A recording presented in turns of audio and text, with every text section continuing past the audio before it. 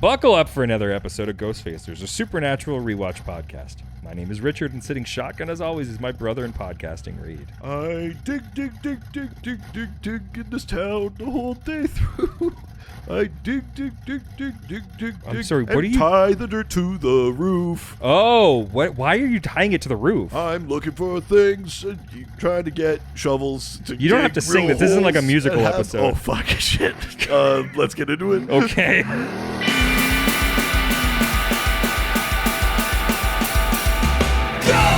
Ghostfacers! We visit ghosts where others will not. We're ghosts! Ghostfacers! Stay in the kitchen when the kitchen gets hot. Ghosts! Ghostfacers! We visit nightmare, we visit dread. Ghosts! Ghostfacers! We visit faceless, we visit dead. Aloha and welcome to Ghostfacers. No, it's not. It's Melekalikimaka. You keep doing it. I'm pretty sure I know. After this, the last 2 weeks. Telepeliki-bapa. Nope. Telekalikimapa? Listen. I'll figure it out. It's the version that we don't get sued for. Sorry, it's Melekalikimaka? Yeah. I'm pretty sure that's what I said. I mean, it's kind of the same thing. It's just some jibble jabber. No, that's not. God damn Jesus, it. Reed. Fucking... Son of a bitch. That's not what I meant. Today we're discussing Season 8, Episode 17. Yeah, baby. Like we never left. Oh, yeah. Don't call it a comeback. No. We're just fucking... We've been gone for weeks. I'm just more chill this time. You seem very chill. Mm. You didn't come in with that frantic energy. No. I mean, give it a day. I'm going to say right now, I'm enjoying this, but I wonder if at a certain point it'll weird me out. Sorry to hear that, man. No, listen, I'm on board because if anything, I sort of wished for this. Yeah, this is on you. Yeah. Now I'm the uptight one? Yeah, now you're the uptight one. I don't know. Look, I was frantic. You've always been the uptight one. How dare you? But like, whatever, man. Live your life. Stunned, shocked, and appalled. Yeah. Season 8, episode number 17. Goodbye, stranger. Oh, yeah. It's been nice. Supertramp, baby. Goodbye, Toby.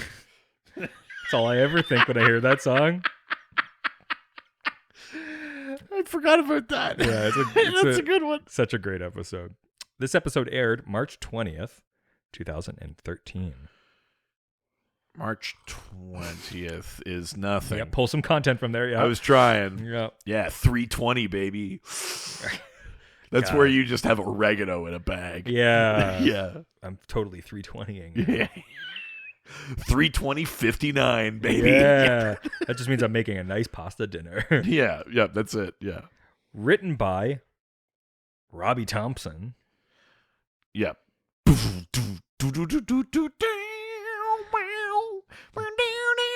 But it's done with like a sitar. Yeah, is that what I was? Smooth on a sitar would be kind of chill, actually. I'm not against it. That's also another Office thing where he's playing the sitar like the all Christmas because they're trying to do like the Indian Christmas thing or whatever. Yeah. Directed by Thomas J. Wright. Oh, so you know it can't be Thomas J. Wrong. I mean, but It why? feels so Thomas J. Wright. Fuck, you got to it first. Look, we're shaking up the rest here, folks. Yeah, listen, bear with us. We'll get there. We'll get there. Viewed by an estimated. We can't both be chill, famously. Viewed I'm by going an to reclaim my chill status Viewed by that I had and never lost. Okay, man. Chill. Viewed by an estimated. I hate being the Sam. Estimated 1.9. God, he's even chill about what constitutes good audio. 2.16. Whoa, still over 2. Yeah. I'm so impressed with this season for doing that. Especially because the first part of this season was really hard to get through. Good fucking God. But also, I think it jumped up when it got good, too. Well, it did. We've had a couple of like 2.5 kind of jumps, right? Mm-hmm, but the fact that we've just hung above 2 is so shocking considering how low it dropped the last 2 seasons. And looking back, like, I think season 7 had a better, at least first 8 episodes than this season did. Yeah, I don't know what happened, but Yeah. thanks. Nice. Yeah. Let's watch the promo. I'm chill now. It's kind of weird.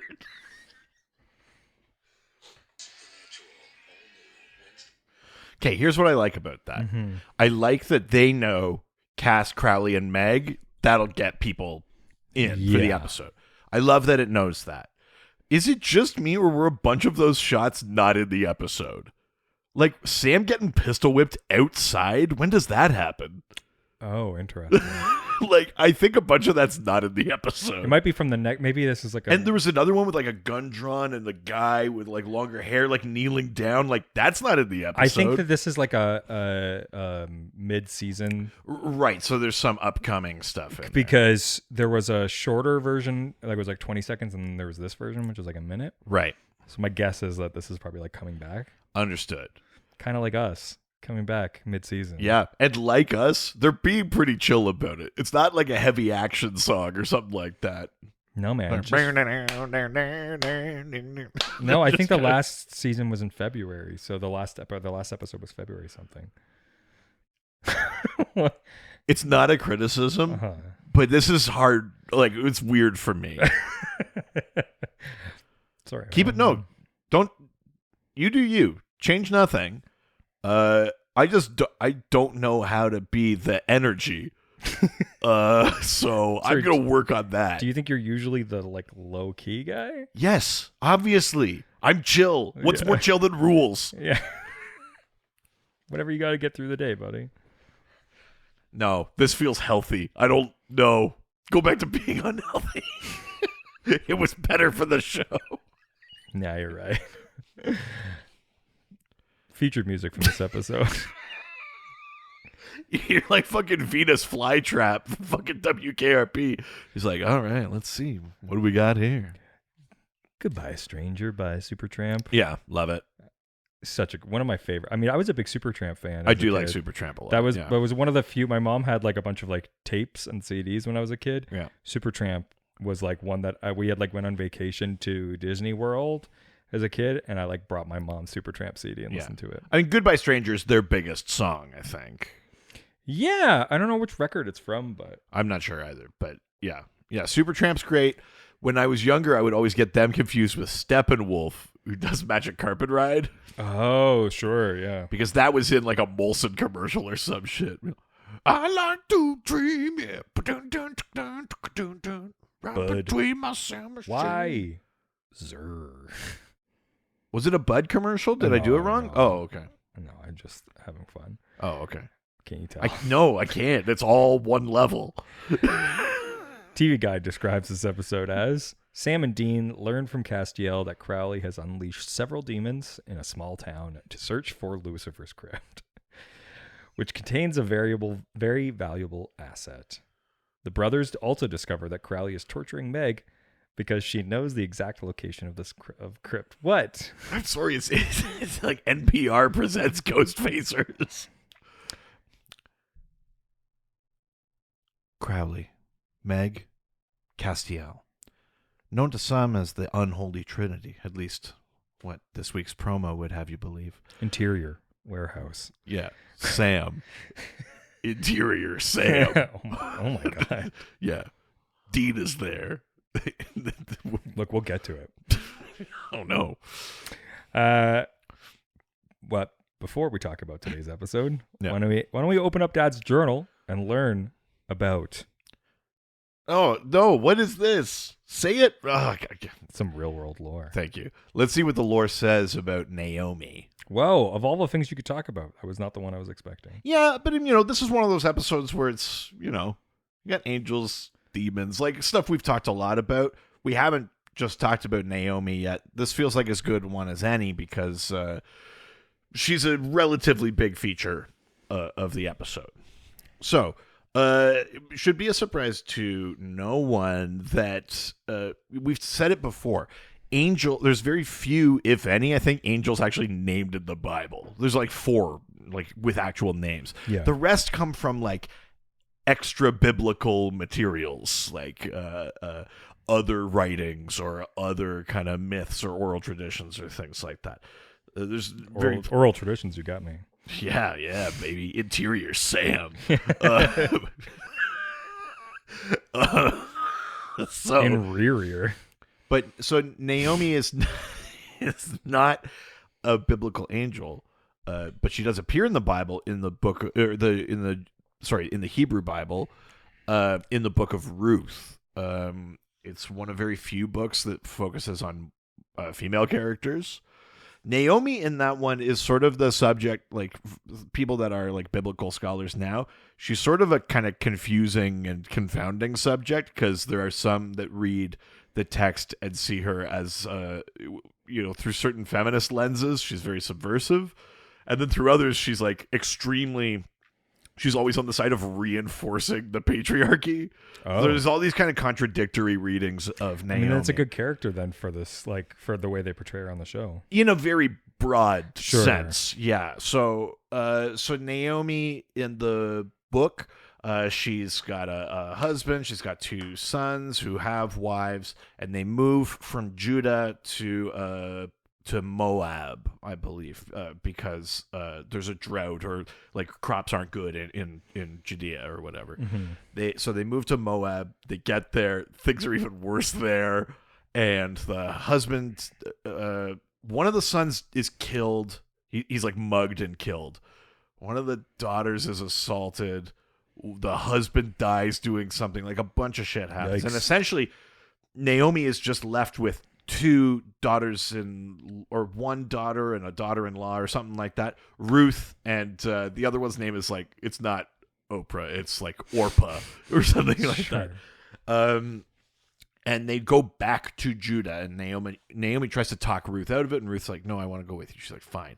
They get back to Judah, the food's good there, and essentially as the story goes on, Naomi tries to convince Ruth essentially to like seduce this one like kind farmer or whatever. Instead, Ruth goes and proposes actual like a marriage arrangement. So it's a pretty short story, and then Naomi is kind of out of the story, and then it's more about Ruth and this farmer or whatever.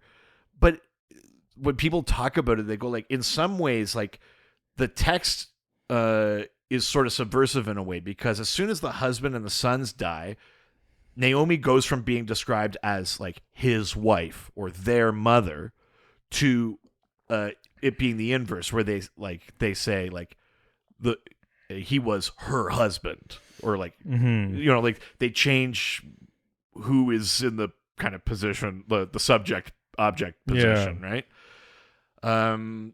She ends up being referred to as like owning property and stuff like that. Like there's all these references to things that are maybe slightly shocking in terms of the patriarchal structure of things.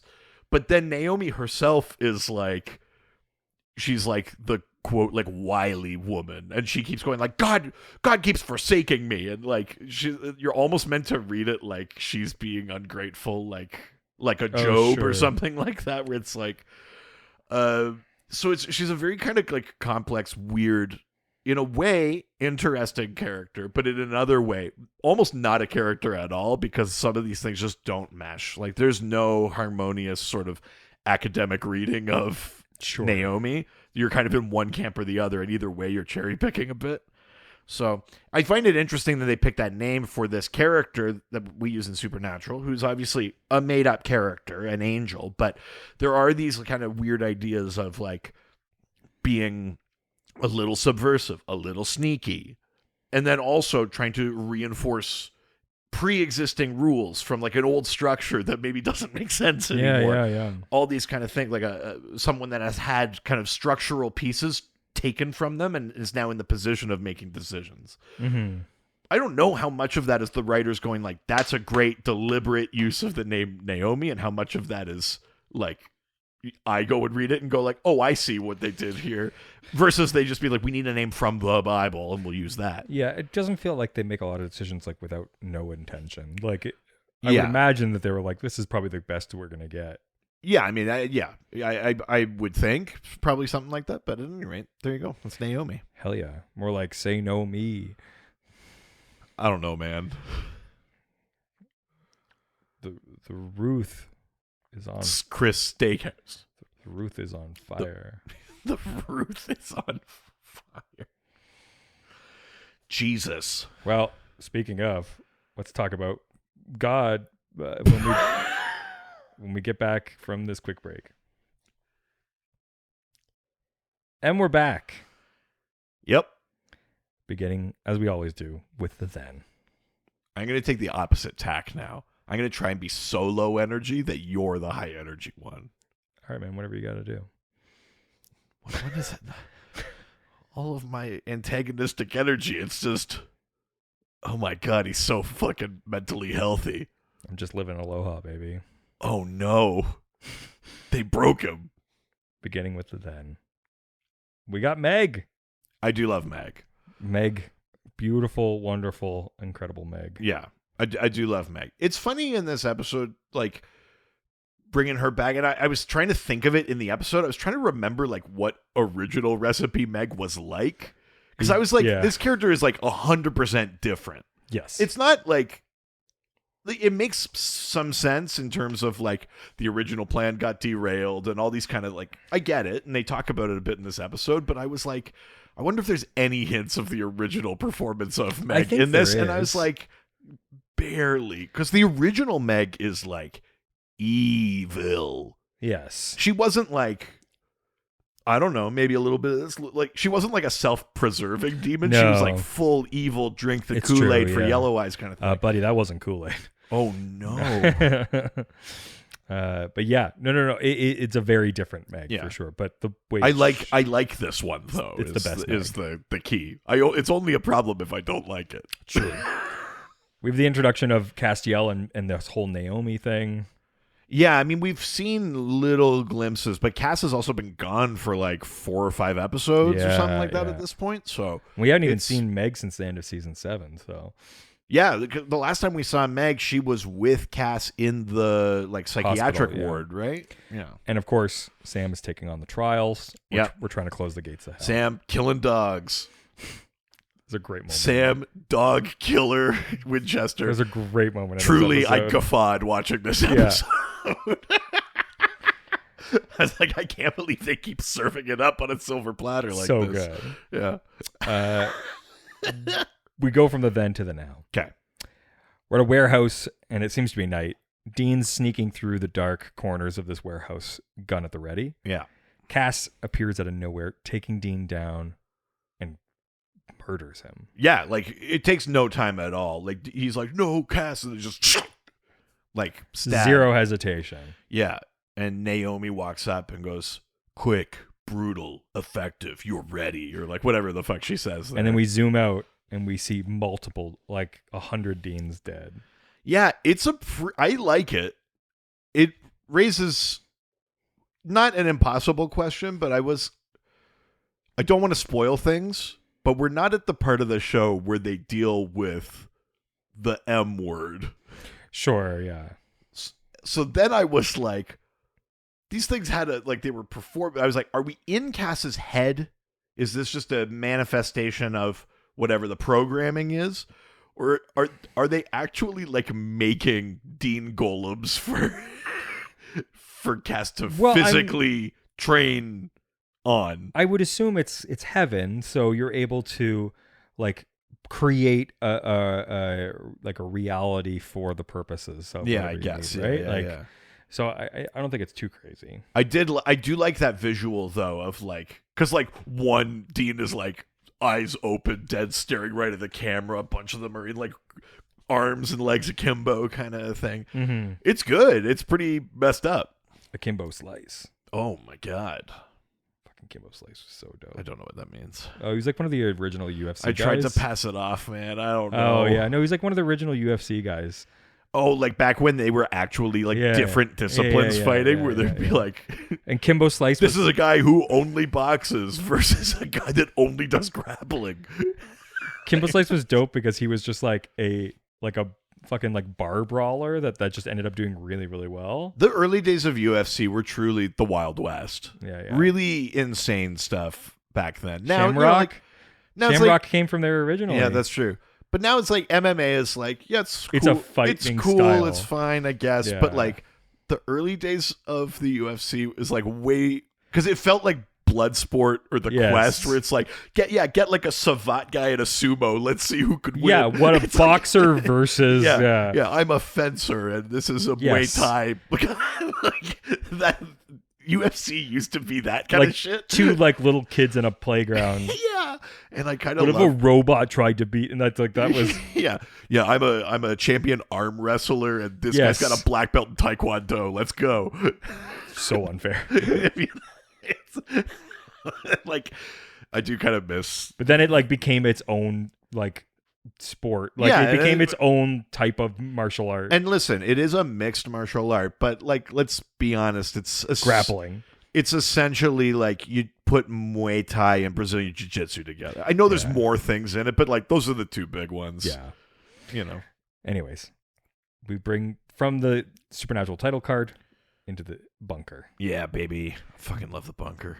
Dean's digging through some weird relics. Oh, I mean, weird and so powerful. Yes. The first thing he looks at is the Spear of Longinus, the Spear of Destiny.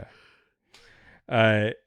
Which I think we get to in another episode. We must. Because I think that's why. Because I was like, isn't he going to do the Spear of Destiny as a thing? Because that is. I think we get to it. Because Ray Romano wants it, right? Yeah. Hey, Oh, Eva. Yes. Crazy that's the first thing that we look at. And then he looks at another little like thing, and the camera's punching in and be like, we'll come back to these. so good. We just want you to know they're there, but we'll come back to them. But I do love that because Sam's not paying attention. He can't be like, Dean, that's this important thing. It's crazy because Dean is finally excited about this stuff, and he's like, Sam, look at this stuff. And Sam's like, ugh. I'm too busy You're like, looking for a Sam, case. Come on, live while you're He's alive. finally doing something.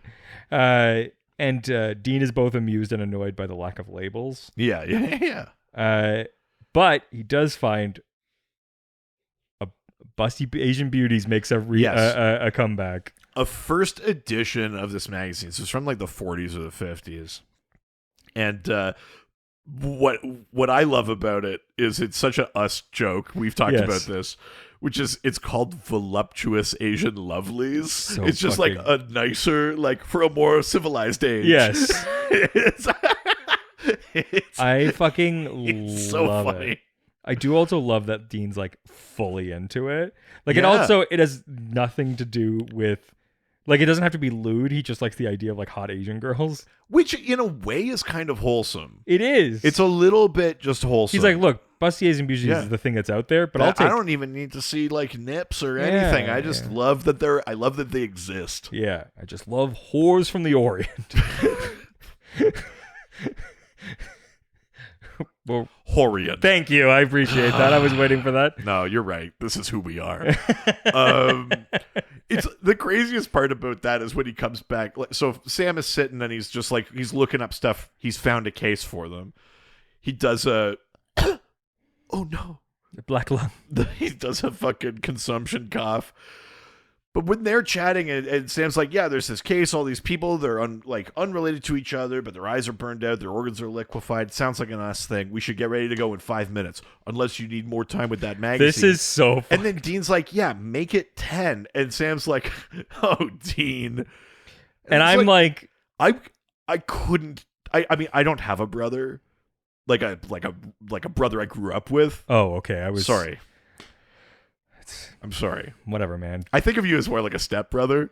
Oh, I mean, I have to think of you more like a stepbrother. yeah. It makes it fine. Makes it legal.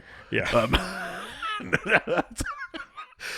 No, I don't have a brother that I grew up with, but I couldn't imagine just like it's one thing. Sam's joke is one thing where it's like, do you want some time with that? But then Dean's like, yeah, and I know exactly how long it'll take me to come. Get the car ready in 10 minutes, I said. Well, I do like that. Sam's And then like, Sam's yeah, like- that's about enough time. Yeah. Based on what I know about yeah, you. Checks out. Yeah. You think I don't know what makes my brother come? You don't think I know how long it takes my brother to come? I mean, listen, they've shared so many motel rooms. But we are starting to veer into the question, like, if I was a fan fiction person, Yes. we're well into the territory of, like, how much do they know about each other? Mhm. Like, on a night where Dean strikes out of the bar, they just go home and put on porn together and just not look at each other, or like, Have you ever been at a bar or a party like that or like a somebody's house and somebody puts on porn? It's never not weird. only in like a joke way, never in like a. It's And never. now is the porn portion of the evening. I wouldn't say that it's ever like a and now we jerk off, but also Right. it's It not, is weird. It's not energy. always a joke, and I think I do have a theater degree, so I have been to weird parties. yeah. Say no more. Yeah. There is like a very small coy smile that I'm like, I think he's joking, but it's not 100% in this moment. What do you mean? Dean. Joking about what? Dean, like about the like, I'll Yeah, take 5 Yeah, minutes. give me 5 more minutes. Yeah. Also, Dean is in no rush to go to his room. It kind of looks like he's just going to jerk off on that world map. It does. And where do I want to go next? Yeah, here comes the tsunami. Oh, bad timing. Oh, no, that's right. Oh, Jesus Christ. Why does this always happen to me? Jesus. I mean, Listen. I guess it's just in your subconscious, but good God. That's, that's. We just have to chalk that up to bad timing. Tsunami. Yeah, it's a 7.6 on the Richter scale. That is what the Richter scale rating was. It is in my head. I know. Oh, no. Good God. I'm sorry, Japan. Anyways. When Sam does cough into his Yeah, I'm thinking we're back. Yeah, I think we might be. When Sam coughs into the handkerchief, Dean calls him Doc Holliday, the real-life friend of Wyatt Earp, who famously had tuberculosis. Right. Holliday is often portrayed in fiction. What a bad thing to be famous for. Yeah. He famously had TB. Mm-hmm. Nice. In fiction, as coughing into a handkerchief, for example, in the movie Tombstone from 1993. Right. But it is kind of weird because he makes that comment before he actually knows that there's blood in the... I guess just the implication is just that Sam's been coughing a lot and he's making a joke. But it's So doesn't completely he feel true. like an asshole? Well, I yeah. like the idea that like Sam goes to leave and Dean, for some reason, looks in the trash. I guess he's like, I saw that Sam had a napkin earlier. Maybe I could use that for a jizz rag. And he's like, no. I do hope that that's what No, it was. wait, there's blood in this one. Fine, I'll get a new one. Waste not, want not. Yeah, it's fine if it was his like Snot. germs and snot. Yeah. Well, Blood's- they look similar. Anyways, we're now inside the. I just need to say sorry one more time about the tsunami. No. That was.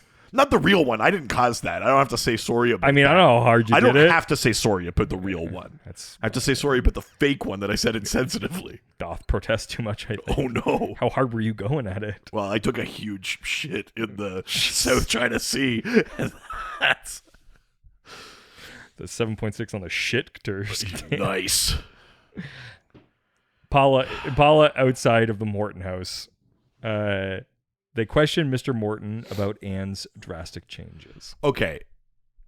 They're playing FBI agent and he's like, yeah, she was just totally different for a week. She'd like go out late and blah blah blah and she wouldn't talk to me and all this kind of stuff or whatever. And then he's like, it's easier to show you. Come downstairs. Downstairs is this like scale replica of the town with these little baggies of dirt suspended above it. Real fucking serial killer style. Yes. And he's saying like she would go out and dig like 15-foot deep holes in a playground and then just like take some dirt and bring it back here. Yeah. We learn as we go into this episode, she's possessed by a demon. Morton eventually says that he saw her have black eyes and all this kind of stuff. We learn that she's possessed by a demon. The demons are looking for something. We know from watching the show they're looking for the angel tablet for Crowley. Fine. Do you have any like headcanon for like why the setup in the basement? Like town map would be one thing if there was like marks, like I'm going to check here, check here, check here. But like, why bring some dirt back? Like, it almost looks like they were about to do some ritual thing, but we never go into that at all. And it just feels so extra to like tie little baggies of dirt in this web above the thing. And we never really cycle back to that. I don't know what that's about. Yeah. If they're testing it for residue of angel power or something, or, Yeah, but then still, why hang it above like a weird, like, thing you'd think there'd be just test tubes of dirt or something. Or like, it's a cool visual. It looks like a serial killer's basement. That's clearly why they did it, but you also just go like, what is this? Why? Yeah. Yeah, no, I don't really understand why. It's a weird thing. Yeah, I don't fully get it. Do you recognize this house at all? Oh. From another famous CW. This basement specifically? No, the outside. From another famous CW TV show. No, because I wasn't paying that close of attention. Oh, okay. Busy looking at Dean. All right. I don't know, man.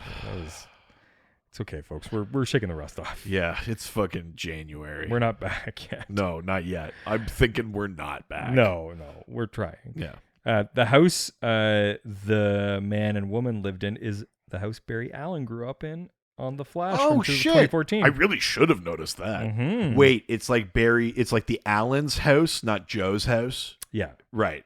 It's the Allen's house. Okay, that's why, yeah. I would know Joe West's house. Yeah. Let me be clear. Of course. Who wouldn't? He reveals her odd night activities, digging holes, muttering about orchards specifically. Yeah. Definitely upping the creep factor. But it's weird because it is not like demon activity. Like the way that if a demon came, like typically if a demon possessed somebody, they'd like kill the husband and then just like, or there'd be a deal, like a bunch of people like winning the lottery or something. Some shit would be happening. None of this is like in line with typical demon activity. Yeah. But yes, so we find out that she makes this like village. She has this village creation. It's a hobby. It's a map of her nightly haunts and all this other stuff. They leave the house, walking away. Dean and Sam think about the idea of a demon offing spree, intrigued and baffled by this concept. Yeah, because it's like there's no consistency with it either. Right. Eyes are burned out, or their insides are liquefied. The only thing they know is that someone is killing demons. And Dean's just like, sounds good to me. Dean, yeah. Did it feel out of character for you for Dean to be like open and shut? No, because Sam's like, it's not open and shut. Who's hunting demons? That does feel. How very are they killing them? That Dean. Like these things are being like liquefied or whatever. Dean does like a simple case. Okay. So we then go to outside of his residential area, Wendy Rice's house. Wendy, the historian, fills them in on the town's sunken past in the mysterious orchard. Yeah, she's like a PhD candidate. She's got classic like hair rollers, which like you don't see very often. Yeah. She's doing her whole thesis on this town and how it's changed because there was a flood, and so the whole architecture of the structure of the town has changed. Some stuff's been lost, old records are lost. Because we found out from the previous scene was that the guy's wife called somebody the day before. Right. She went. She died, and it was this woman. And so we find out that the reason that why she called her was to find out information about this orchard. Yeah, exactly. Also, the orchard as a concept doesn't return. It doesn't mean anything. Nope. As far as I remember. Nope. So she's like all excited, and she's like, here are these maps, and blah, blah, blah. And like, actually, that lady's assistant called this morning and asked if I still had the maps. They're on the way. And they're Sam and Dean are like, assistant? And there's like on the door. And she goes to answer. And these three guys that couldn't look more like demons. Yeah. Just in their fucking like construction worker jackets. The casting for this was look already like a demon. Like no one, like, I love the idea that it's like, well, we'll call and pretend to be this lady's assistant, but we'll show up and she'll know something's wrong. Yeah. We like, why not just keep demons are so good at keeping the charade going. Why not here? So funny. Why not just be one person in a sweater being like, I'm here on behalf of... My guess is that they just already knew Sam and Dean were there. Except they're probably keeping they seem surprised because when the door opens, these 3 obviously not this lady's assistant are there, and then they see Sam and Dean and do the eye thing. Sure. It's like what was this? What was this? It's a little odd. I'm picking it apart. It doesn't really matter. Like, it's fine. We get into a fight in the house. It's pretty good, but it is funny. It is funny. They get into a fight, smashing into all different parts of the house. Yeah. Seems like Sam is in major trouble. Yeah. It's a bad time to get the consumption. It's true. And suddenly, Castiel shows up and burns out the demons. Loves it. And everybody disappears. Well, and the lady, like the one demon hops bodies and smokes into the lady, and she runs away. And when Cass shows up, he's also got her. Yes. He's gotten her and then like teleported in and taken out this other demon. And so they chain up this lady. Which is cool as shit. Like, Cass is so fucking no nonsense. Yeah. Yeah. I'm into this version of him. I am too. Yeah. Easy. Yeah. I have her contained in a devil's trap in the next room. If you know what I mean. Yeah. Castiel shares his mission. Interior, Sam, me. That's not who he wants. Yeah, it's true. Castiel shares his mission, but there's tension over his secretive and erratic moves. I like this is not the first time that we've seen it. We saw it the last time we saw Cass, I think, which was in the Samandriel episode. Mm-hmm. But I like the way they intercut like these like nano moments in time where he's about to say a thing and then we see him and Naomi, and Naomi's like, say it this way, and then we cut back to him saying it and stuff like that. I like that device, and I actually think it works pretty well for this episode. Like, it's a good way of building tension. It's got to be hard to shoot, but... Yeah, but I also think it's better than having seen a whole Naomi scene and then watching which would fucking suck. No, it's very well done. I like it a lot. It's cool. A really cool concept that like I've never really seen before. Yeah, and it's we've seen it on the show before, and but it's like the show just stretching some different muscles, like which I appreciate. Totally. Yeah. But the interrogation with this woman reveals a critical hostage situation with knowledge of Lucifer's crypts. Yeah. Which she's like the demon. She's like, they're going to basically like she doesn't want to reveal it. But they'll just kill her anyways, and they start Castiel stabbing her in the hands with the demon. Yeah, which is great. Yeah, and she's like, "All right, fine. We have one of your like friends. Yeah, that's one of Crowley's people or something. Yeah, Crowley's favorite chew toy. That's what it was. Yeah.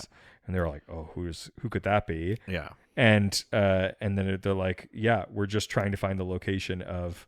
Well, because Cass has been like, "Yeah, they're looking for a parchment that can do lies something." Because Naomi tells like to lie to the boys, and then this demon's like, "What parchment? We're looking for the," and then we see Naomi go kill her, and then Cass stabs her. Stabs her. Fun little fact: when Sam is looking up this case, he goes, "All these people, their eyes burned out, their organs liquefied, holes in their hands," and then we see Cass do this here, which means every demon he's caught, his move has been to stab a hand, ask a question, stab a hand. Like, he has such a system. Yeah, which it's true. I kind of love, because the holes in the hands is not just getting smoked. No. He's So, interrogating them. Yeah, yeah. I like that little detail. He knows that they won't die if he just stabs their hand. So I enjoy all of that stuff. Here's the I did get a little confused here, because we're doing this intercut thing and Naomi's like, lie. I don't want them knowing that it's about the angel tablets. And so then Cass says like, "Oh, I'm looking for Lucifer's crypts. There's a parchment that does a blah."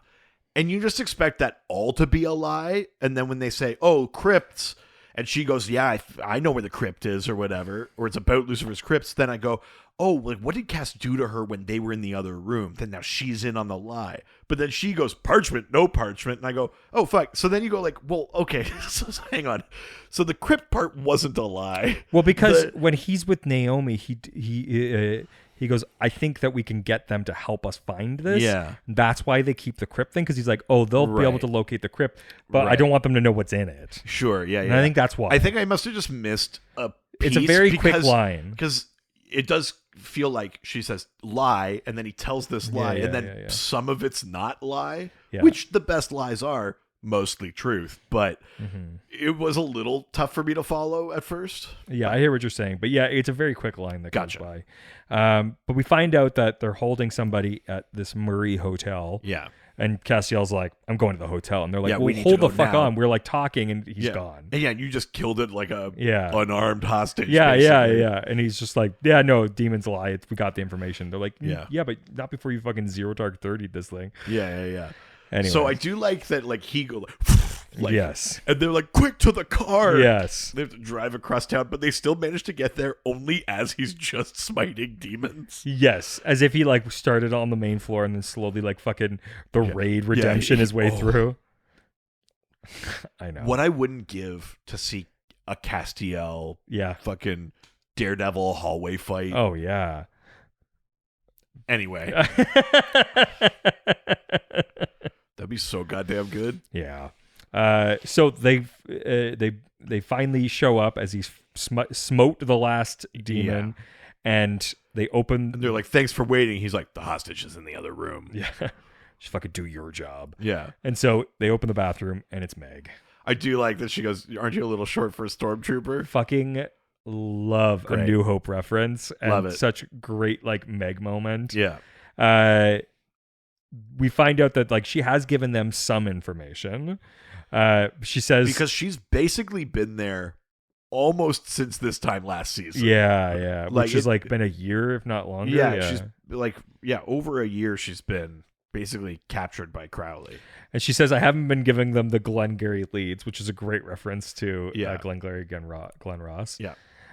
When Meg says, I've given them all the wrong locations that are as empty as Al Capone's vault. Do you remember this, the Al Capone's vault thing? No, not like specific. This is a Geraldo thing. Oh, Geraldo Rivera. Yeah. So he thought that he found like a in 1980, like a treasure trove of Capone's. So in 1986, they did this like special, like. Do you remember when they say they did the same thing with the fucking Egypt thing? like King Tut. Yeah, and then they cut off at the last fucking minute. Right. Well, this. Oh no, sorry. I do know about this, but I think only later, like maybe on John Oliver. or Sure. something. Yeah. But basically, they finally find his vault, and there's just a roll of quarters in it. There's and nothing in it. Yeah. So good. Ugh. I mean, Geraldo could eat shit. I mean, yeah, he's a piece of shit. Yeah. So the stakes then skyrocket, making the hunt more desperate and dangerous as they realize that they do have some information. And so they're all rushing towards the same thing. Well, because she gives up the angel, that it is an angel tablet. And in the intercut thing with Naomi, Cass is like, do I have to kill her? Like, they can help us. Like, we got to make, and Naomi's kind of like, fine. Like, working with the demon's unclean, but like, we can't let we Crowley, need to get to this thing. We can't let Crowley do this. Cass basically makes a good enough case to Naomi that he doesn't just murder everyone in the room. Yeah. We then go outside of the abandoned warehouse.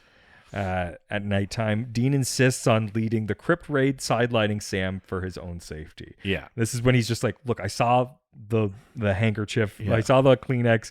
Your blood all over it mixed with my cum. And he's like, Sam's like, wait, what?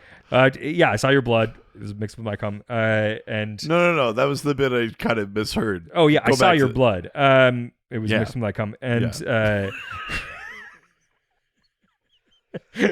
There's more than one napkin in the bunker, Dean. Yeah, I know, but But that's the one I wanted. yeah. But I thought it was with your snot, and it's similar texture. But it was your blood, so it's your blood mixed with my cum. Jesus Uh, Christ. Good Lord. But he's like, look, you're about to die. Iron This and is calcium, baby. Does a body good. protein one way or another. Good Lord. This is when we find out that Castiel goes, yeah, you're really not doing well. You're not going to be able to survive. Yeah. How does he phrase it? He says, like, your body is damaged in ways I can't heal. He says, just performing the first trial has damaged you in ways that I can't heal. At least some of the damage is on a subatomic level. Yeah. Well, he tells that to Dean after. Yes. Which I do love when Supernatural does this thing where like something mystical then has to like have like he can't just say like, man, he's physically sick. We have to say like, no, something's wrong with his protons. You know how God works? Yeah. His neutrino emissions are off the charts. It's such a midichlorian kind of thing unnecessary. to say. It's really funny. Yeah. It's a tough call, causing stir of worry and brotherly disagreement here, but Castiel goes with Dean and Meg stays with Sam to keep demons from coming in. That's Pittsburgh, right? The city of brotherly disagreement.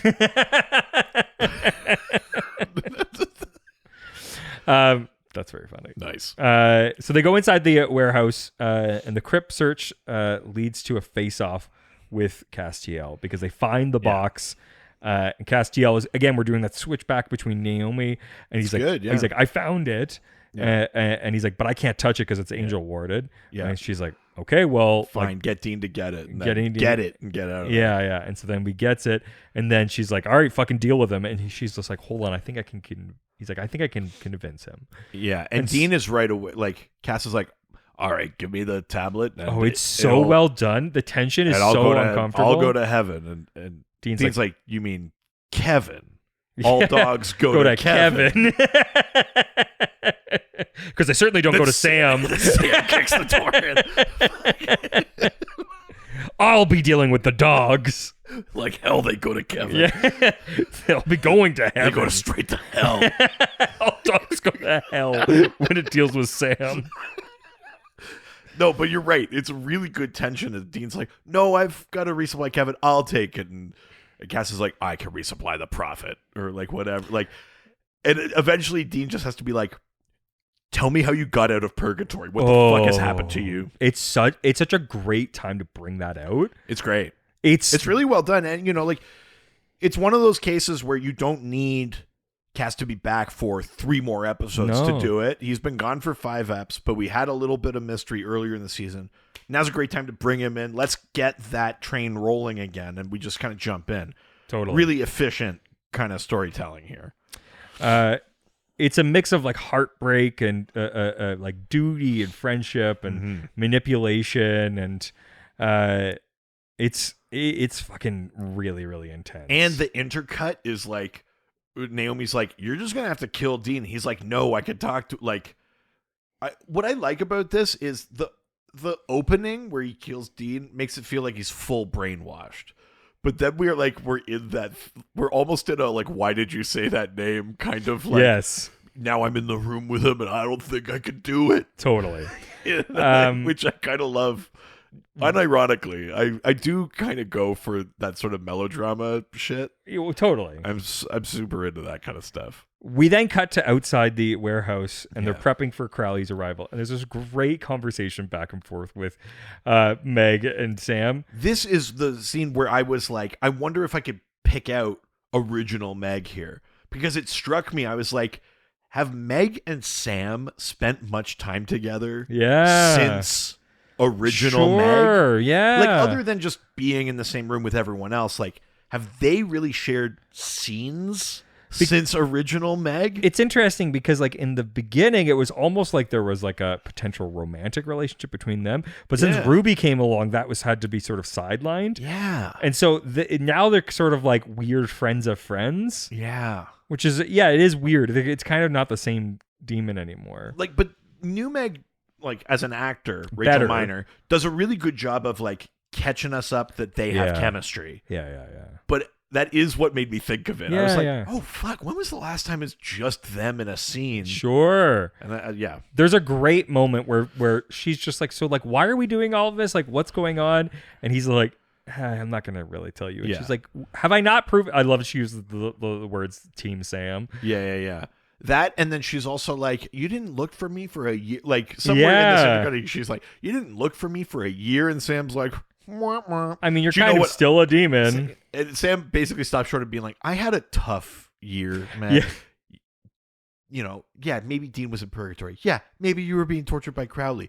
But I found love, so I had to pretend like hurting a dog was painful on me. Basically, in one of these cutaways, Sam catches Meg up on everything that happened. So to her. And when funny. we cut back, she's like, It's so funny. Wait, so you hit a dog and didn't finish the job? So And fucking I was funny. crying. I was like, I can't believe They that brought the it. show is like, yeah, Sam's a dog killer. It's so funny. And he's just like, of everything I told you, that's the thing. Yeah. She's like, yeah, blah, blah, blah. You fell in love. Yeah, you fell in love. Sounds really difficult. Oh, no. When she says, you fell in love and it got sad and then it got sadder. Like, this is what I love about Meg is that she's like, yeah, the first half of this season didn't make any sense. Yeah, nobody liked it.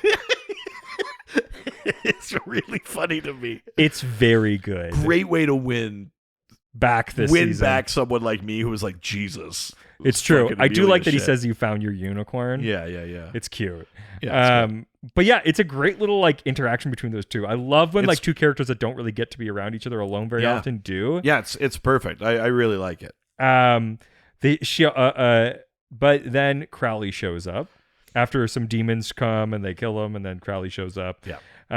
It's a huge fight. But we then go back to the crypt. Yeah. And that's when Castiel's sort of inner battle peaks in a violent clash with Dean. Yeah, Dean's like blocking Cass's angel blade with the tablet. Yeah, and then it smashes open and the tablet comes out. Yeah, and then Cass goes to grab it and something happens and it like resets him or purifies him or removes Naomi's influence or something.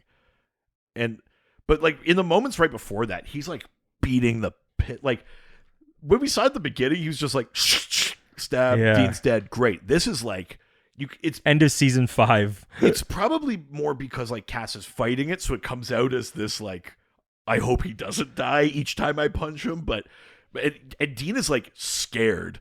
Like when Cass goes to heal him once the Naomi kind of connection's broken, Dean's like, Cass, no, and I was like, holy shit! Like Jensen's really delivering here.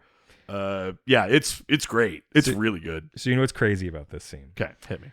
So, the Daily Dot published an article when this episode came out titled, "Did Supernatural Just Give Fans the Queer Romance They've Been Hoping For?" After this episode aired, claiming that in the original script for this episode, Dean's line to Castiel was, "I love you." It was later changed to, "I need you." I mean, either way, but is that true though? Yeah. The article caused renewed fever in this subset of fans that the ship Castiel, the Dean Castiel / fiction, with shippers claiming that the original script made the Castiel part of the show's canon. Wow. Yeah, because like Dean's thing is like his monologue is great. Like that, I need you like through all the swollen face and. But shit. you know, it like does make sense that that's what a bit of. And yeah, fine. He says the words "I need you," but like He I was think saying, we "I love all you." know what he was saying. Yes. Yeah, it's great. Yeah. Yeah. Then outside of the abandoned warehouse, Meg faces Crowley with in a one-on-one. She's also battle. getting the piss beaten out of her. She tells Sam to get out of there and go help. And she sacrifices herself for the Winchester's escape. I do like that she gets a shot in at Crowley, but she stabs Crowley through the arm. Yeah. And then Crowley gets her. This marks the end of Meg being the longest lasting recurring character aside from Sam and Dean, as she has made her first appearance in season 1. Oh, man. So sad. Meg's done. Because, yeah, when she turns to Sam, she's like, go, like, stop Crowley from getting this tablet. Crowley can't get in the building because of all the warding or whatever, but she's like, go, don't let him get this tablet and save my unicorn. Oh. Because there's this whole thing we've kind of skipped, which is there's a couple of moments with Cass and Meg that are so nice. Like, but I think it's where Cass, like, she's like, so are you like back to normal? Or are you still loopy fruit, like crazy? And he's like, I'm normal. And I have all my memories. She goes, all your memories? And he goes, if you're referring to the pizza man, I remember that. It's a pleasant memory. And, yes. And they're chatting, and he's being kind of like tough Castiel a bit. And she's like, I don't know, it's sort of doing it for me. When this is all over, we're gonna move some furniture around. I fucking love and that Cass line. is like, that would be good. Like, and you're like, oh,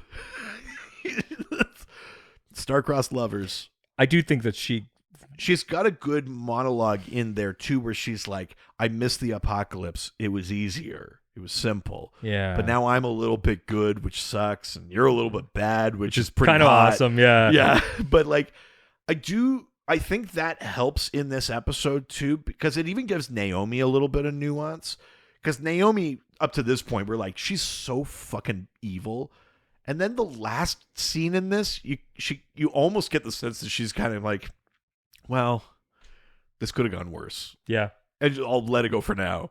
Like, the idea of, like, not everyone is all good or all bad. Yeah. Like, which really fucks up angels and demons. Even, Totally. like, humans are used to being complicated like that. But the thing that angels and demons can't handle is being a world where, like, everything's, like, mutable and Yes. changeable and stuff like that. And I really like those moments with Cass and Meg for that, I think. So yeah, we then go back to inside the crypt. Dean's left trying to piece together Castiel's sudden exit, and they end up driving off in the Impala. They drive off as Meg gets, like, stabbed and Yeah. killed, which is so brutal. Then Crowley and Naomi meet in the crypt, Yeah. and you get this sort of like weird, like, Well, there's an insinuation that in ancient times they knocked boots. but I think I think he uses like Mesopotamia, but what it's really is just like from a long time ago. Because as we know, he hasn't been around that long. Well, that's true. Yeah. No, you're right. Yeah. But there is sort of like, he's like, I'm a lover.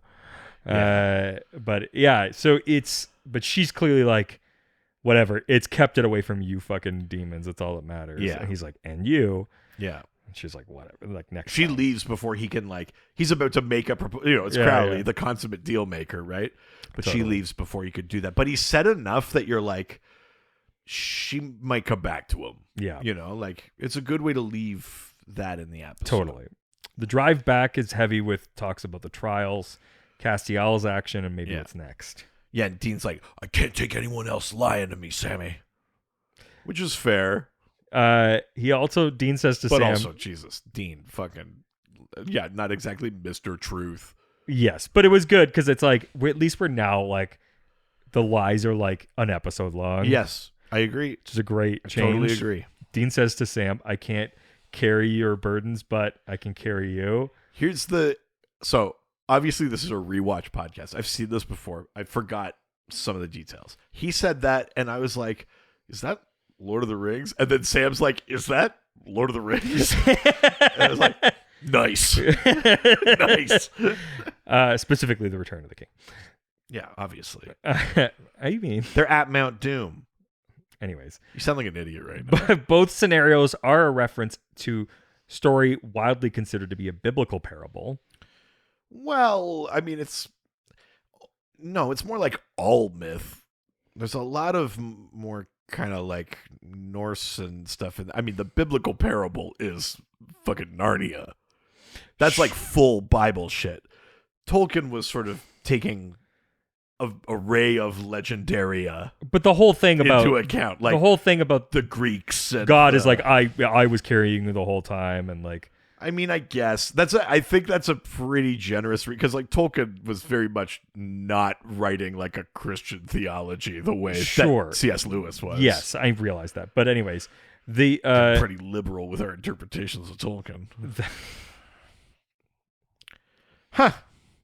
I mean, there's lots of Christian shit in Tolkien, but I think he did come from like a Christian background. oh yeah. But it's but like you read Narnia and it's like Aslan is Jesus. Yes, of course there is a It's kind of stronger like version Aslan of that. equals Yes. Jesus. There's no like I guess Treebeard is Job. Like Yes, there's no sure, the yes.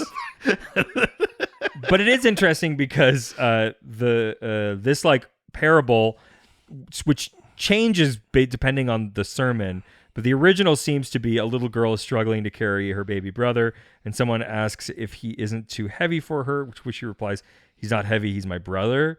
It was also the inspiration for the song "He Ain't Heavy, He My Brother" I don't know that song. from the Hollies. He ain't heavy. He's my brother. Oh. Yeah. I don't think I know the words then because I recognize that. Yeah. Well, yeah, that song's from 1969. Cool. From 1969. Nice. And then Dean semi-quotes... Can you imagine when we get to the year 69? I mean, I wish we could. April 20th, 69. I hereby declare this day nice. from henceforth. He says it's the Rudy hobby. Yeah. Rudy Hobbit, Hobbit, yeah. which I think is very funny. He's like, Rudy Hobbit could do no. I like that he's trying to macho up Lord of the Rings. Might be like, it's the football one. yeah, but barely a football. The whole thing of that Rudy's like not a good football player. True, but he's got heart. God damn it. Yeah, which is Sean Astin, who obviously played Samwise Gamgee, and Rudy Rudiger, Son of John Astin, who played Gomez Adams back on the TV Really? show. Yeah. Oh wow. We then go to Naomi's office. Naomi's reeling from the botched plan as Goodbye Strangers playing, hinting at a bigger celestial drama. Her office feels the tension of looming conflicts and new challenges. Here's the thing that, again, might only be slightly deliberate here. We've seen heaven in a few different incarnations before. And obviously even Zachariah had a bureaucrat kind of energy. But every time we see Naomi, she's in this office, this white office or whatever. But then you think of, like, how did Crowley remake hell? It's like bureaucracy. So, like, we're coding heaven to be, like, not okay. Yeah. By making it the way Crowley would make hell. Exactly. You know, like, they're both these kind of, like, gray area. Over like, corporatized. Lost the plot of their own evil or their own good kind of things. Like, they're just caught up in, like, it's like the power for power's sake kind of thing. Like, and using corporations for that is such a great idea where it's but like, also it's almost like you might start a business because like, oh, people need this thing, but then you keep in business because you just want the money and the power. Like you lose sight of the goal, and both heaven and hell have like weirdly lost sight of the goal. But also, like, I think for a show that's entire thesis is about narrative, having corporations be the thing that like are trying to drag it back into like corporatized narrative and like hell is advertisers and like the heaven is like the it's like studio notes. Yeah, exactly. Right. This is the way the story should go. Yeah, and advertisers are just trying to make money like, from them. Can we get product placement in here? Yes. And so I think like them trying to battle with that tension. No, totally. And they're just like, but we just want to tell a good story. Totally. Is interesting. Which I kind of love. We then see Castiel on a bus because he can't use his powers. But he used them to get out of the thing. Yeah, but now he can't use them anymore because he doesn't want to be tied to heaven because he doesn't want them to know where he is, right? Yeah. So he's gone somewhere and now he's on a bus, deep in thought, and now we don't know what the road and head's going to have. Oh, my God. That's the end of the episode. Wow. Before we talk about it, why don't we take a quick break? And back from the break, what did you think about this episode? I really liked this episode. For all of the reasons that we talked about. Obviously, you get the performative strength of having Cass, Meg, and Crowley in this episode. But I'll throw Naomi in there too. Yeah. I think she's really good.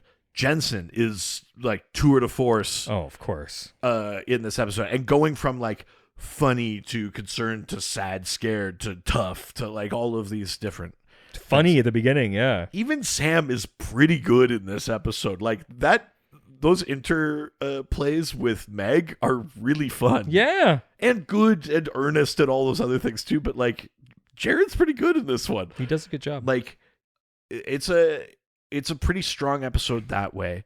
I do like that we're not like dragging out this angel tablet thing. Now everyone knows what an angel tablet is.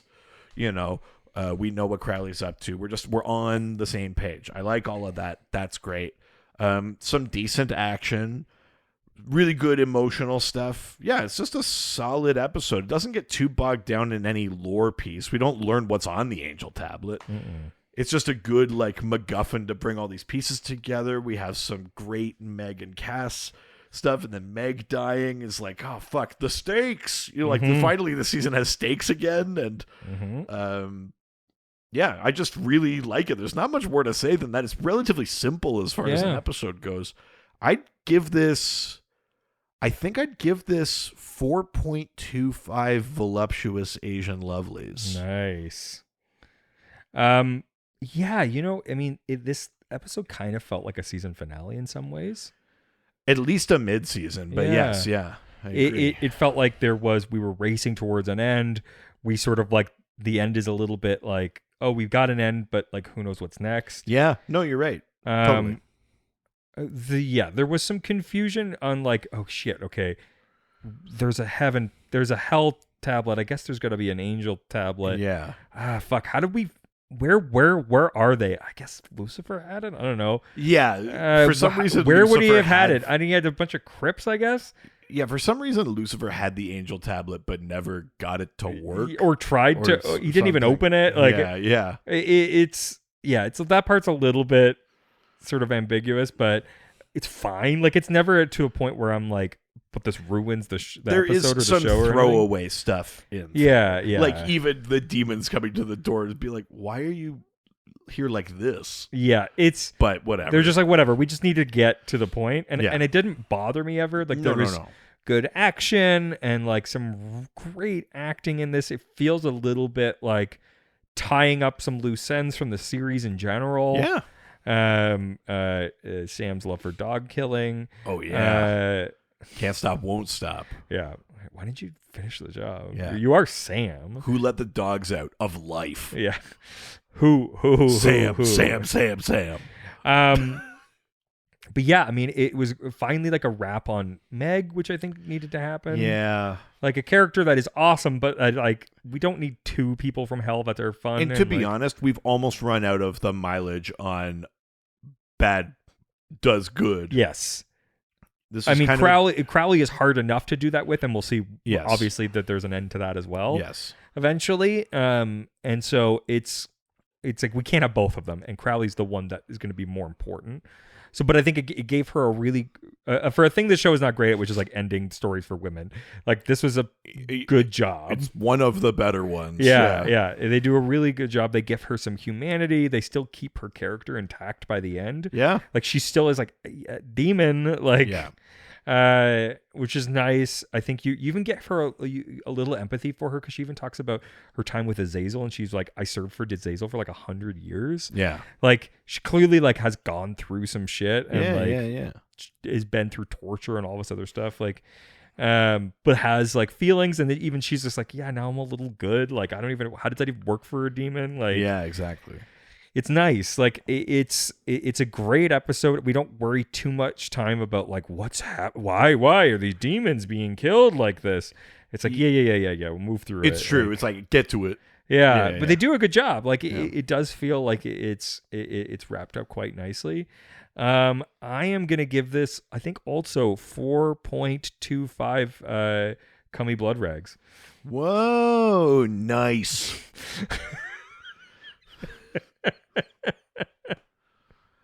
There's one thing I love. Mm-hmm. I guess cummy blood rag is better than a bloody cum rag. Oh, fuck. Jesus Christ. Hey, listen. Was that needed to be said? Listen, if there's one lesson that you leave with today, it's that a cummy blood rag is better than a you bloody got cum on rag. my blood rag. You got blood on my cum rag. It's the gift of the Magi. Yeah, it's the Reese's peanut butter cups of gross. I masturbated so hard to give you my cum that I ended up bleeding in this. I sold all of my blood so that I could get this semen donation for you. Cool. That's still not a gift of the No, Magi. it's not. No. It's just weird. Yeah, no. Leave me with it. I'll figure it out. I'm good. This is important work you're doing. God's work. Yes, of course. Well, those are our reviews, but before we go, we've got notes from fellow hunters. All right. The first note. Hi. Okay, so first off, I love the podcast. I hope both of you are doing well and keep up the good work. Second, I was just listening to Season 5, Episode 8, I believe the children are the future, and you mentioned the tribe of Dan and how the Antichrist will supposedly come from that tribe. You mentioned you didn't know why it was considered evil or lesser, and I think I have the answer. Quick background. I had to take a Bible course when I was in high school, and we actually discussed this. So, biblically speaking... Speaking of cummy rags. Jesus. Is that when you like jizz into like a grocery store magazine? Yeah. It's a cummy rag. Yeah. Hey, where do you keep your cummy rags? Yeah. Yo, your porn mags? Yeah. Please stop calling them Just call them porn mags. Stop calling them cummy rags.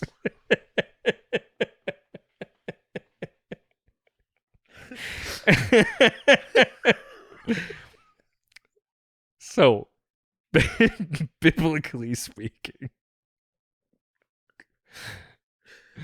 when the Israelites were at war with the Philistines, the tribe of Dan was supposed to be at the front, defending the shore, the section of land promised to them by God. Okay. But Dan decided to abandon the rest of the tribes, saving themselves because of this. They have since been regarded as the evil tribe and have been viewed very poorly. I hope that makes sense. Have a great day, Gabby. Interesting. Very nice. I barely remember the Dan tribe thing. Yep. Yeah, I mean, truly. But that is very interesting. That's good. All right, next. Okay. Hello from Catfish, North Carolina. Well, I mean, that's what you want us to think. Not falling for that again. Bet you're from South Carolina. Which would sound a little bit. I imagine it would sound a little like this. Reed, honey, stop. I don't sound like that. Is that actually? It's a trap. I caught up with the podcast, so I thought I would send you a note. First, a little background. I taught high school chorus for 20 years. Okay. Zip, zap, zip. I mean, listen, you better have been giving scat solos away left, right, and center. That's right. And like many of my colleagues, I finally got tired of the bullshit and decided to retire early. Fair. My new job consists of sitting for 8 hours and thinking very little, so I started looking for something to occupy my time. I found your podcast and was hooked immediately. Apologies. The chemistry between you guys is, in a word, Palpable. hot. Oh, yeah. Actually fanning myself now. Oh my God. Oh, my God. Is this happening? Yeah, I'm thinking we're back. Yeah, I'm thinking we want to fuck each other. Between that and cummy rags, that cummy rags bit. Oh, yeah. Boom, boom, boom. You stuck it out through the first part of this episode. And Yeah, now, you want the cummy rags? Come into the back of my store. I just want to set this rag Gone, come.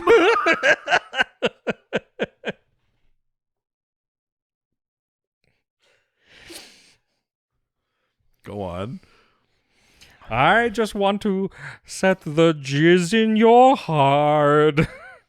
Jesus. I love the dark and perverse humor. Name one time. I defy you.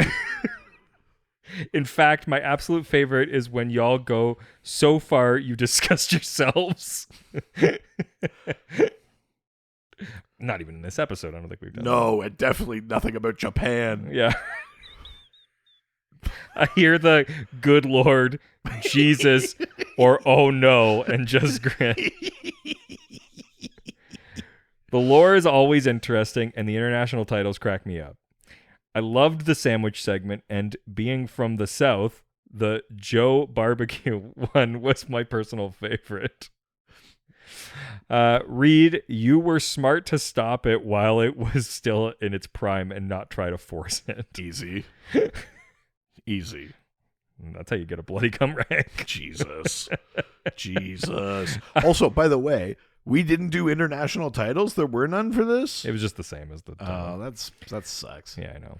I laugh, cry, and talk out loud during the show. Oh, that's nice. As I listen to the show, I feel as if I'm there with y'all.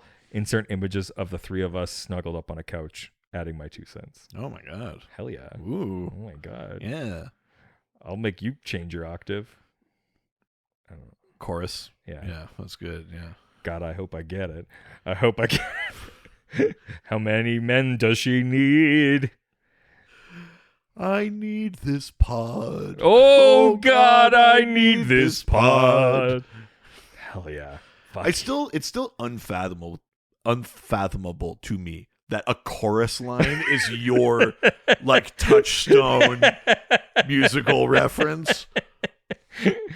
Mm-hmm. It's so out of character in so many ways. I love it though. I'm glad. Yeah. I seem to always have a thought about each episode, but there are 2 that stick in my mind. All right. In My Heart Will Go On, you question why Atropos' sister would be, or Atropos, I guess. Yeah. Atropos' sister would be more powerful than her. But remember, anyone can take a life, but not everyone can create life, which would make Clotho the most powerful. That's an interesting perspective. Mm-hmm. That's fair. Now the most important one. Oh, okay. In an appointment in Samara, the phrase "I was born at night, but it wasn't last night" Obviously not a phrase. Is I'm pretty sure we've put this to bed. is a Southern phrase that means you are not naive or a fool. The way Richard kept trying to explain it without using the words naive, foolish, or stupid, and I'm in my office yelling, "It means he's not naive, for the love of God's sake, say the word naive." I do just want to. I mean, I totally agree. Richard is Lazio. But I also that's what you take away from this. But I also just want to. I also just want to throw it there. I know what it meant. I just think it's a dumb phrase. Why you chose to use a colloquialism to explain another colloquialism was equally hysterical and frustrating. Yeah, light them up. All right. I've joined the Patreon so I can be part of Angel Radio to help yay. fill the week-long gap between episodes. Interesting crowd. Oh, yeah. Easy. Oh, yeah. We'll fill the week-long gap. Yeah. If you know what I mean. Anyways, thanks Does for... that week-long gap go all the way up? Wait. Does that week-long gap go all the way back? Hold on. Hang on. We'll figure this out. Come, Rag. Anyways, thanks for making my days mostly bearable and keeping me laughing and fantasizing about all the possibilities. Oh, my God. Which almost always include Benny. Oh, I mean, yeah, obviously. How do you like your eggs? Benny. You know how he wants your eggs over easy. Yeah. The way Dean does them. Okay. Anyway, Read, honey, stop. I don't sound like this. Truly? No. Oh. That'd be really funny. No, hang on. Is it North Carolina? No. South Carolina. Oh, there we go. Oh, I hear the difference now. Okay. Yeah, and then Georgia. Yeah. Georgia. Sugar. Oh, that's Georgia. That's down there. Yeah. And then Florida. They're from Ireland? No, they're Florida. Down here in Florida. It's fucking... I don't know. Just New Orleans? Yeah. From Tampa, Florida. Yeah. Maybe... New York. Oh, there he is. Buffalo. Long Island? Long Island. Yeah. Jersey? Jersey. Hey, oh my God, a man of 1,000 voices. Maine. Vermont. Fucking Connecticut. Muppets are in the fucking Northeast. Massachusetts. Maybe one day I'll travel to the New Great Hampshire. White North. Until Rhode then, Island. enjoy these pussy pics and knowledge that I do break into song during disciple sessions. Nice. Or discipline sessions. Sorry. Oh. I mean, either way. I mean, listen, we could have disciple sessions. Yeah. Either way works. I'm not anti-worship. Your lore whore and sandwich slut forever, Alex. Oh, thanks, Alex. Thank you so much. That's great. For all this and all my myriad accents I could do. Yeah. If you want to name a place, name any place. Oh, okay. Afghanistan. Go on. Wait for it. Okay. Yeah. No, it was going to be too real. I was just going to start screaming about, like, you get out. Yikes. IED on the road. Yikes. It's either that. My only Afghanistan references are the more modern Afghanistan war or, like, Rambo 3 and the Brave Mujahideen fighters. I have very few Afghanistan references. Israel. Yeah, I've got a take. Yeah. No, wait. Palestine. No, both.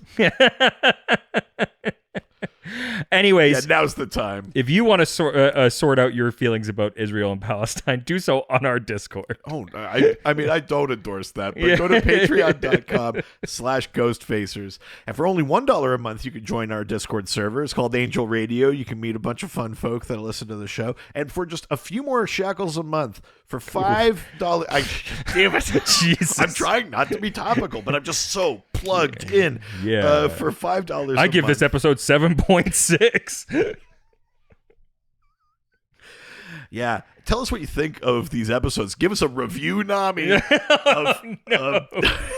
For A splooge Nami. For $5 a month, you get access to our weekly bonus episode, The Bunker Report. All That's sorts right. of fun extra SPN stuff. Mm-hmm. And helps to support us. That's right. Also, if you want to give us a note like Alex and Gabby have, but a past or future episode, or just want to mention your love about the show, you could do so through ghostfacerspodcast@gmail.com. That's right. Or reach out to us through our various social media platforms. Ghostfacers Pod on Facebook and Instagram. Don't forget to subscribe to the podcast so you can get our episode automatically in your feed every single week. And while you're there, why don't you give us a 5-star review, and we will read that review on a future episode. That's right. Also, if you want to get your blood-covered cum rags or your cum-covered Cummy rags. blood rags,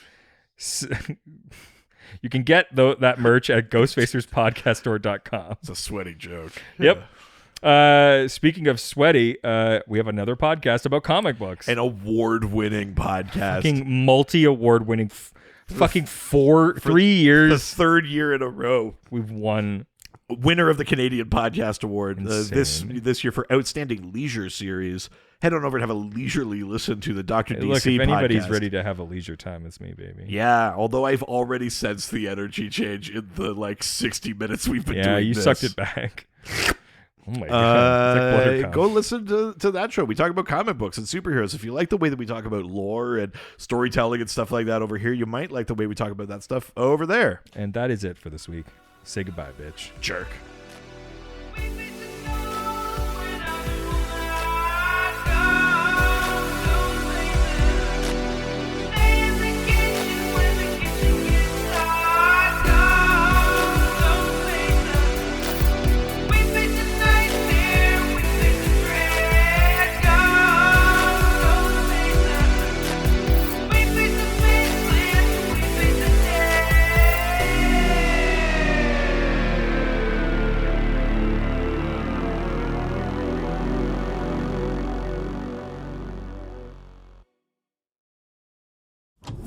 This was a Brain Freeze podcast.